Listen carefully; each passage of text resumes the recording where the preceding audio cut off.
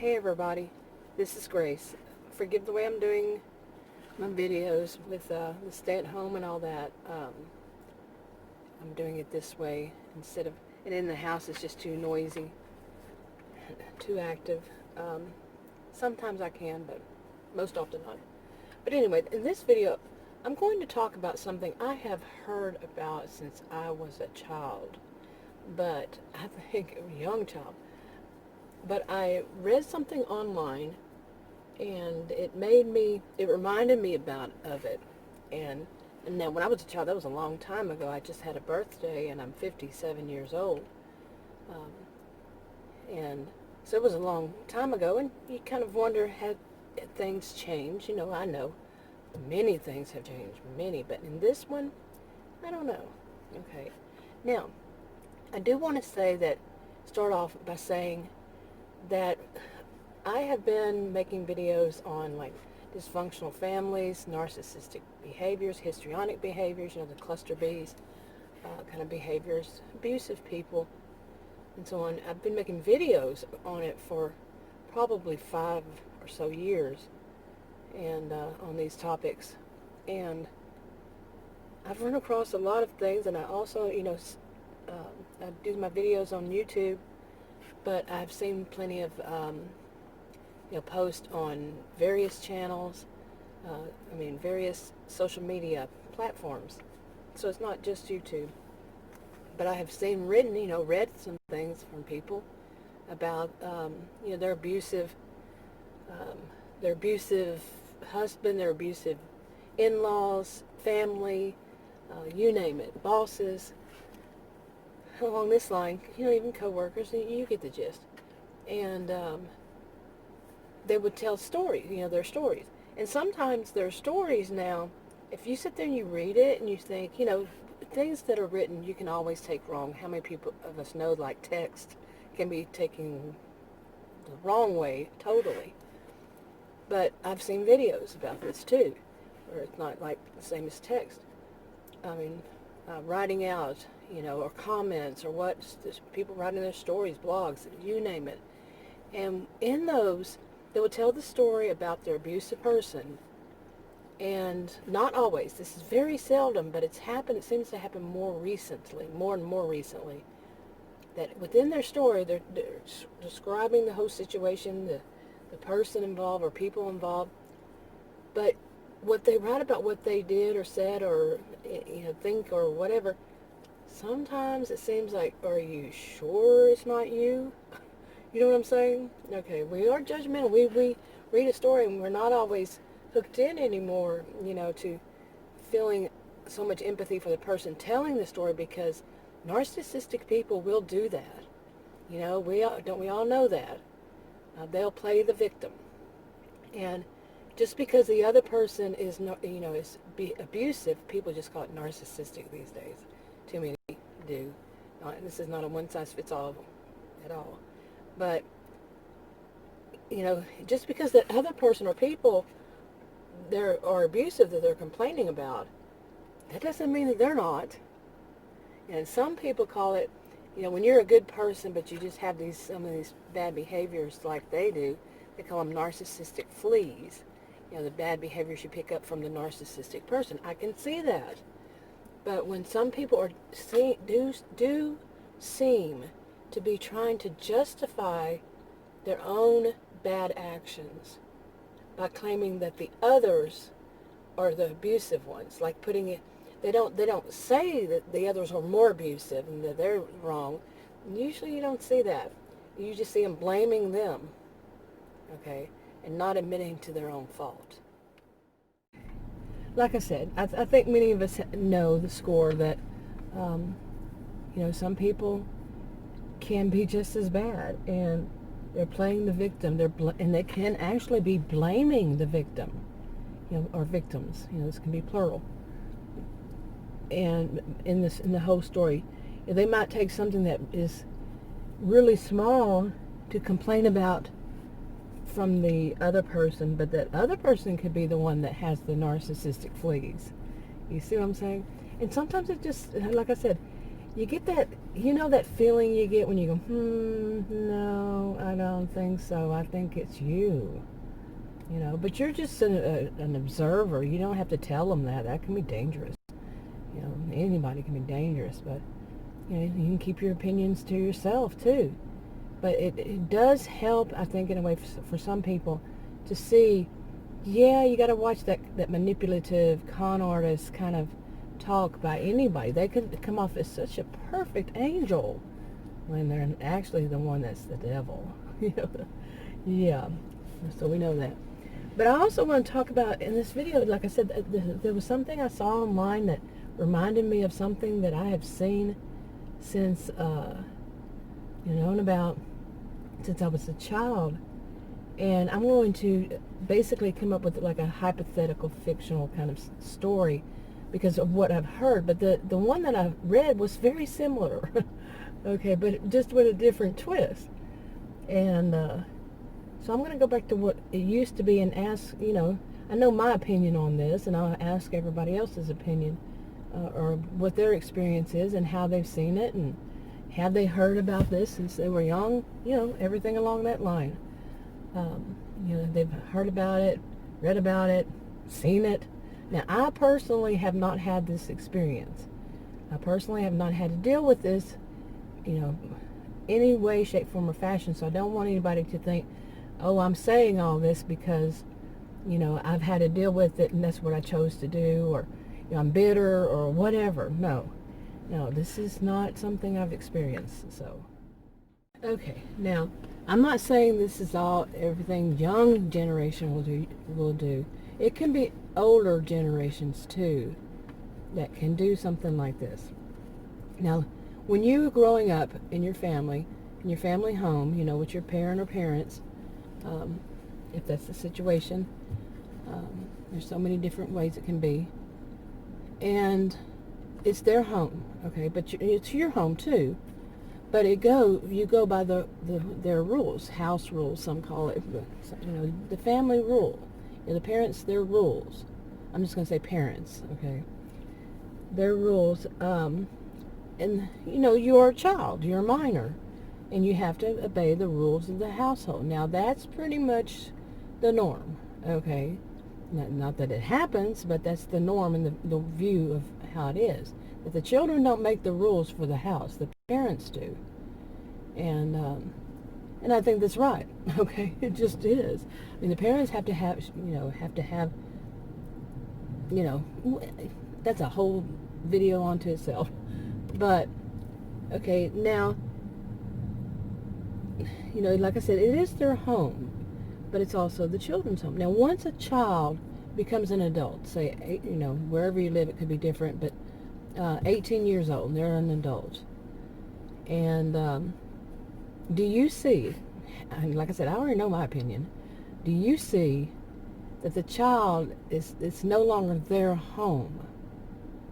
Okay, it's their family home, the family's home, but is it their home? Now, I'm saying this for a reason.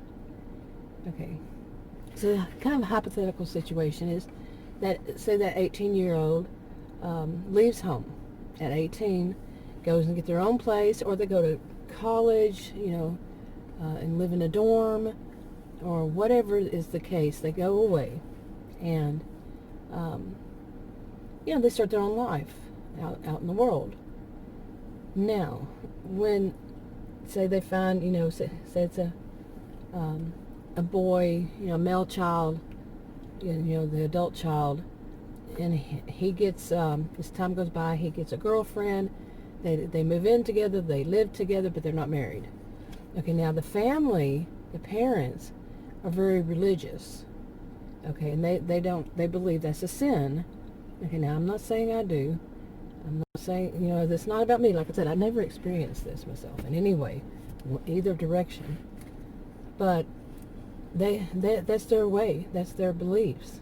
That is their belief system. They have the right to their belief system, their beliefs. And say that child that adult child, he wants to come back home and bring his girlfriend. Okay, they say okay. But he asked the young man, says that they want, the parents say, well, here's the 2 rooms we have set aside for you, and they have other children that's still living at home that are still minors, but you can sleep here and here. And that adult son says, no, I'm an adult, I want to sleep with my girlfriend, we live together, that's silly. Now, how do you see that, to say no, that they want to sleep in the same room? Okay. Now, some would say, well, they have the right to their opinion. They do. But that's not his home, his property. He has his own home with her somewhere else. They're not married. The people, the parents who own it, they have a right to their opinion. Okay, my camera got hot. I didn't mean to say they have a right to their opinion. They have a right to the rules of their home. Okay, they've got children living at home, minor children. It's their home, no matter if they had them or not. It's still their home. Their property. They bought it. It's theirs. Or rent it, whatever. Okay, now that young man cannot come in, this is my view, and demand that he and his girlfriend that he lives with sleep in the same bed. Because that is against the owners, the parents, their rules. And they don't, their belief system, it's their home. They have that right to it. They don't want their other children to see that, to know that that's allowed, because it's not allowed. Okay, in their belief system, they don't believe that that's right. They have a right to that, you see. Now, the son decided to do what he wanted to do. He was an adult. They can't stop him. But in their own home, they don't have to allow it. Now, I can remember hearing this so many times when I was younger. I mean, I'm talking young, and back then it was pretty much like accepted that. Of course not, These days, however, it seems like people are trying to say that the parents are wrong. Like it's twisted around. It's all about the other, the other ones and how they see it. No, it's not all about you. That's to me that's what I used to call narcissistic people before I knew to call them narcissistic people, is that it was all about them. They thought it was all about them. But it's not. It is not all, this world is not all about them and what they are fighting, they're fighting for their rights and, to, be living together, not married. Well, that's their business. Okay, the parents can't stop them. The parents aren't trying to stop them. But in their home, they have to respect the house, the rules of the home, the rules of the owners. You see? How do you see it?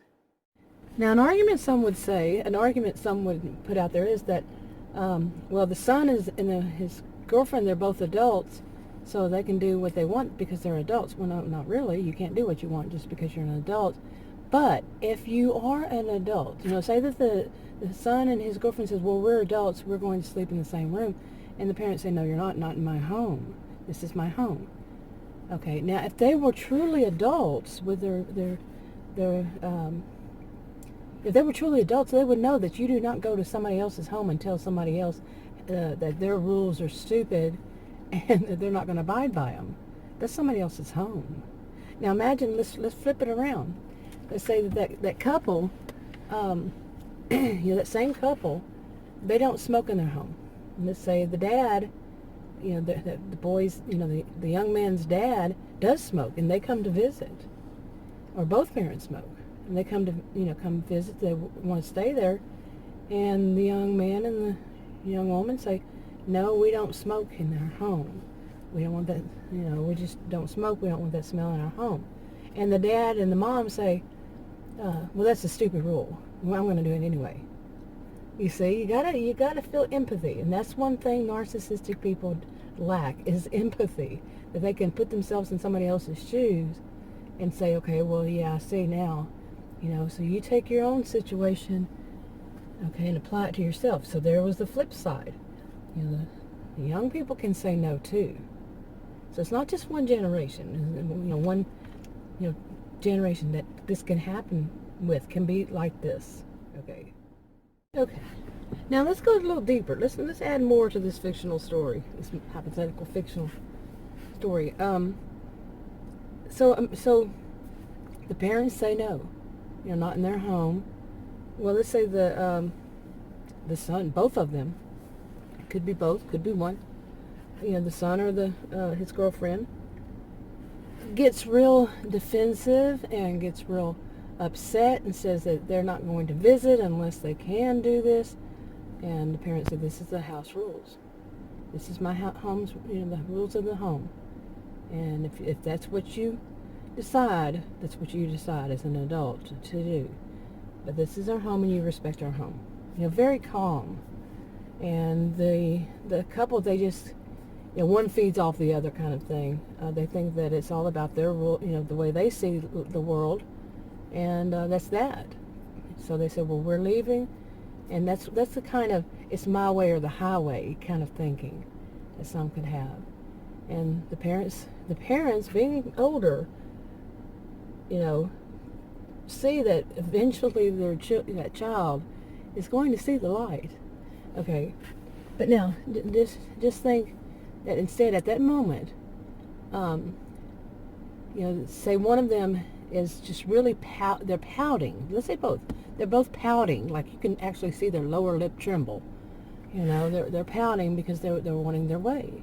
Like little children. That's what a lot of people say about narcissistic people, is that they haven't grown up much. Okay, they're kind of stuck. Some people say 2-year-old. No, I disagree with that. It could be at any stage. I personally feel that it's the stage whenever the abuse really was bad for them.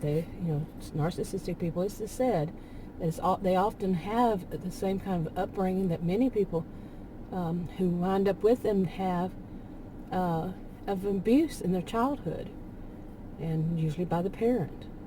Now, I don't have any statistics on that, but that seems to be the latest for the longest. But anyway, so say this. Let's go back to this couple here, this young couple, and they leave. Okay. The parents do not have to bow down to their children. And I know some parents would, because they feel like it's more important to have their child in their life. Well, I don't know. That's not teaching a good lesson. If you have your own belief system, it doesn't have to be about this. It doesn't have to be about that. Whatever in your home that you don't allow, like smoking, it could be reversed. You don't allow smoking in your home. You don't allow drinking in your home. You have young children that could be influenced. You don't want that. Whatever is the case, you don't have to allow it. And like I said, some children, adult children would, as they mature in age, they'll say, okay, my parents were right for sticking to their guns. It is their home, and they have a right, and their siblings and their children living there don't have to be subjected to that, like drinking or smoking, whatever, But anyway, that behavior to me of, people throwing a fit and all that can be what I see the most in my life. Like I said, I haven't seen this situation, haven't been in any of them, but it's people who are narcissistic, histrionic behaviors. They're drama queens. That they cause a calamity. They cause something because they want it to all be about them and them only. Like I said earlier, it's all about them. And they don't. The ones with the histrionic, they don't care if it's negative attention or positive attention. It doesn't matter as long as they're getting attention or getting their way. I have seen grown adults pout. Bottom lip tremble, pout because they weren't getting the way. And one of them, I shouldn't even say that one, but no, I'll leave that one out. But that whole bad child throwing a hissy fit, the kind that's laying on the ground kicking their feet. Not all children do that. I said bad child kind, because they're not getting their way. Okay, we're not on this planet to let people who are wrong in whatever the situation is to have their way. Okay, that's kind of like what we used to call when I was younger, being a doormat. So I'm really not, let me jump to this, I'm really not trying to tell anybody what to do. I'm not telling anybody what to do. Read the disclaimer in the description box below this video on YouTube. But I'm not giving anybody advice, counseling, none of that stuff. This is just my opinion. I could be wrong. But mine is that that's often a problem with somebody who's, even the parent, usually it is like this, is one, at least one, it's going to be kind of narcissistic history on somebody in the child, his family. They've seen it quite often, I would say. I don't know. I don't have statistics, but the going to the extreme and being like a mother. Let's say the mother. It's not always females who are histrionic, but the mother is so afraid of losing the son that she tried to convince her husband, let's break the rules. Well, often people who are very religious in the first place, some would call it old-fashioned, but no, not always. It's younger people do have beliefs that they anyway. The mother, she tries to convince, she doesn't want to lose her son over this. Well, here's the thing, I think many of us should stop and think about it. Like I said, I'm not giving advice, but that, like I had said, this is teaching the wrong lesson. Okay, that you're going to just give in to whatever anybody tells you. That's not good. Like I said, doormat. That's not a good thing, in my opinion. It's just to say, okay, you can run all over me, and I'm just going to do it because I'm afraid I'm going to lose you out of my life. And I just don't see that. It could happen. It could happen that son is so narcissistic, so all about him, that he's not going to go back unless his rules are respected, and only his rules. Now that might be, I know this is sounding harsh, but it might be a blessing in disguise. Okay, that son is out of their life. If the son is really that demanding. Okay, can you imagine what it would be when they were elders and, yeah, never know. Like I said, I've not been into these problems. I've not had these issues myself. I've just heard enough about them throughout my life. And, yeah, that's not a good lesson to teach, is that all you have to do is stomp your foot like a child and you're going to get your way as an adult. No, as a child either. So that's a whole separate video. Anyway, I think I've said enough on this one, but I'm kind of curious how other people see it. Especially, and just if you leave a comment, leave your generation, what generation you're in. I'm a younger baby boomer. I'm in the younger baby boomer group. But I'm just curious, just get in, of course it's not any kind of research or anything, but just to see how other people see it and what age, what generation they're in. So I think it would be interesting to find out. And where you live, not where you live. I don't like going on places where they ask you where you live, because that's dangerous to leave. I'm not talking like your personal address, but even the city, state, whatever. Yes, people start asking that, I would get suspicious. but I've been doing videos about this kind of stuff for this many years too. Anyway, you get the gist of it. But what do you think about this whole video? I mean, not the way I did the video, and it's strange, and but just the topic, the thoughts, the questions. Leave it below. I'll talk to you on another video. Thank you.